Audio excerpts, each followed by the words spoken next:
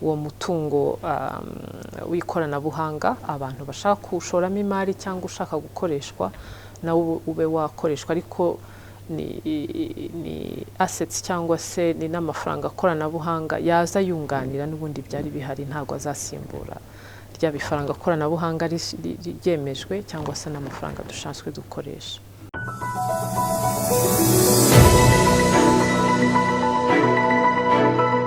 turabasuhuje mwese mukurikiye PNM4 Africa, mwe mwese mutwereka urukundo aho muri mu bice bitandukanye by'isi yose, abari mu Rwanda, bari muri Afrika n'ahandi hakurya y'inyanja, muri Amerika n'Uburayi n'ahandi hatandukanye. mwese tubifurije ikaze muri iki kiganiro cyihariye tugiye kugaruka ku makuru mashya arebana na rya tegeko ryiswe Virtual Asset Law, cyangwa se umushinga w'itegeko arebana n'umutungo wifashisha ikoranabuhanga nka cryptocurrency, NFT ndetse n'ibindi bifitanye isano nabyo. Ni itegeko rero by'umwihariko tugiye kugarukaho. Murakaza neza muri iki kiganiro cyihariye. Ubu isi yose iri mu gihe cy'impinduka zikomeye mu bukungu. Ni ubukungu bushingiye ku ikoranabuhanga. Muri Amerika, Uburayi ndetse n'ibihugu bitandukanye byo muri Aziya birakataje cyane mu gushyiraho amategeko ndetse no kuvugurura amategeko yarasanzwe mu rwo kwinjira mu isi y'ikoranabuhanga ndetse n'ubukungu bushingiye ku ikoranabuhanga. By'umwihariko rero icyitwa virtual asset cyangwa se umutungo wifashisha ikoranabuhanga nka cryptocurrency, NFT nkuko nambivuze, ndetse n'ibitafisanya nabyo biri kugenda byinjira mu bukungu bw'ibihugu bitandukanye. Biri guhindura rero uburyo abantu bakoraga ubucuruzi, uburyo abantu bakoraga ubucuruzi mu byashize, ndetse bikaba binafata n'indi ntera yuko abantu babika amafaranga, uburyo bakora ishoramari ryabo. Ibi rero bikaba ari impinduka zikomeye zikomeje kuba hirya no hino ku isi. Nkuko nabivuze, Amerika bateye imbere, Uburayi nuko ibihugu bimwe na bimwe, kimwe kandi ibihugu byo muri Aziya ari nabyo twavuga ko bifite ikoranabuhanga ryihuta cyane kurusha irindi koranabuhanga hirya no hino ku isi. None se mu Rwanda aho bigeze? U Rwanda narwo ntabwo ari ikirwa.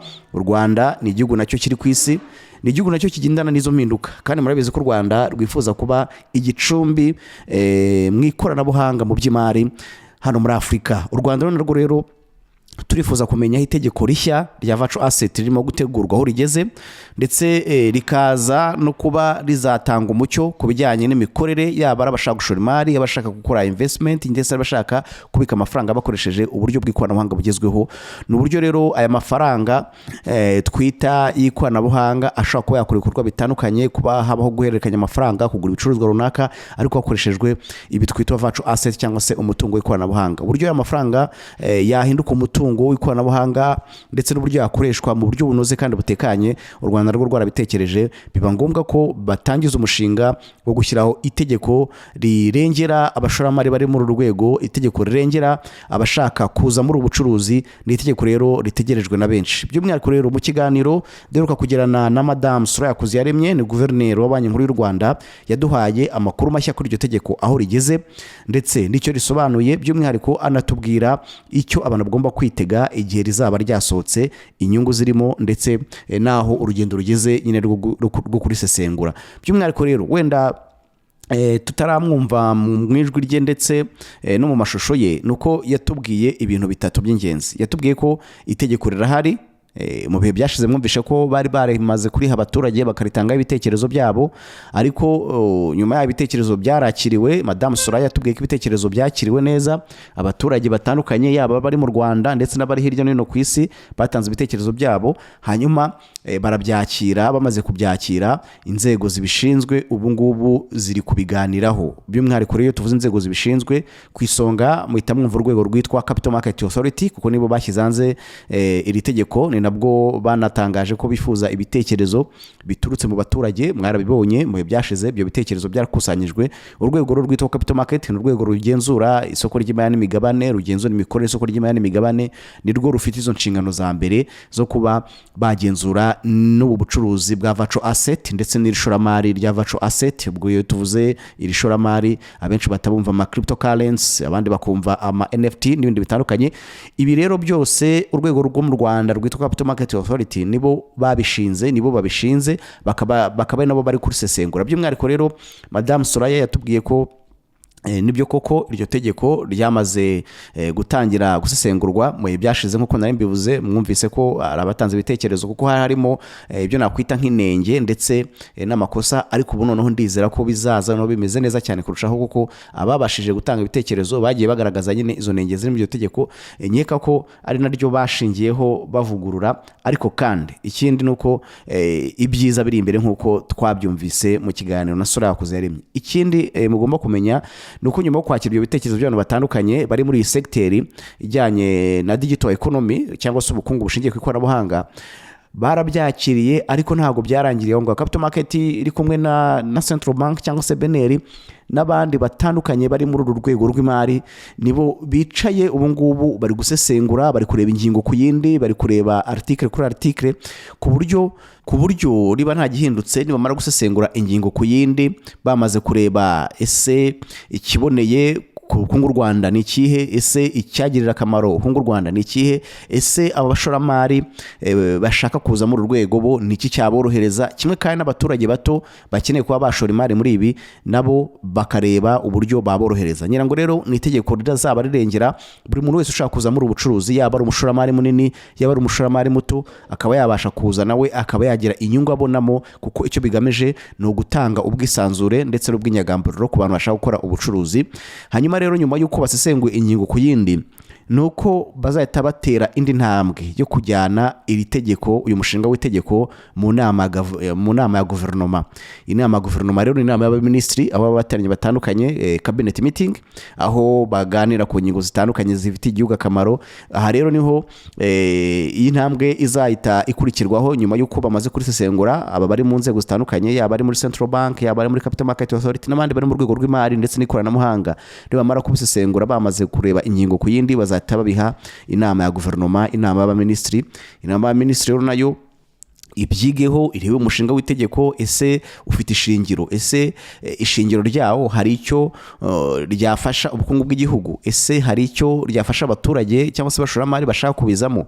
Ibi byose rero inama y'abaminisitiri nimara kubisesengura nayo ikabyemeza ikabiha umugisha, nibwo noneho uyu mushinga w'itegeko uzahita ujya hehe? Uzahita ujya mu nteko ishinga amategeko, mu mutwe w'abadepite, cyane cyane ko bashinga amategeko n'ubusanzwe n'izina ryabo urumva ko ubundi ni inteko ishinga amategeko, urumva harimo ijambo gushinga amategeko.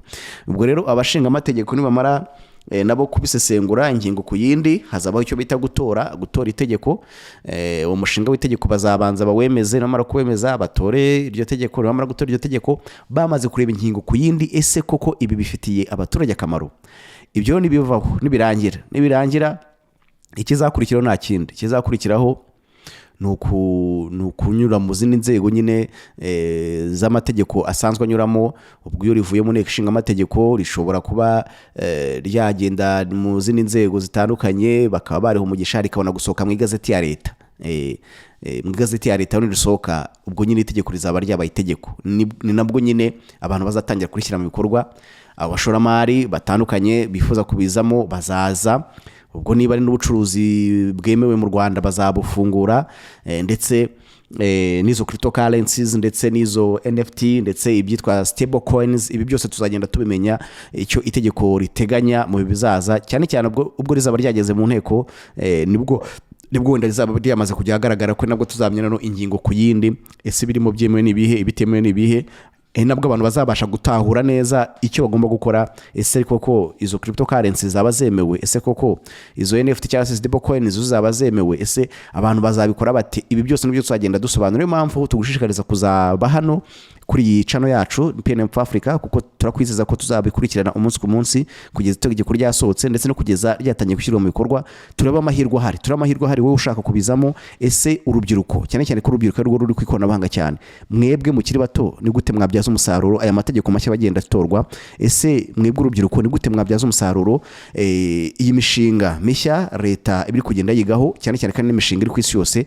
Rero turababwira ko nimuzatujye kure tuzagenda tubaba hafi. Rero reka ndeke kwizimba mu magambo, reka dukurikirane Madame Soraya Kuziyaremye, ni guverineri wa Banki Nkuru y'u Rwanda. Ni mu kiganiro twagiranye, ni ikiganiro cyanyuze kuri televiziyo y'u Rwanda ndetse kinanyura no ku zindi channel zitandukanye za televiziyo y'u Rwanda cyangwa se za RBA kuri YouTube channel zabo.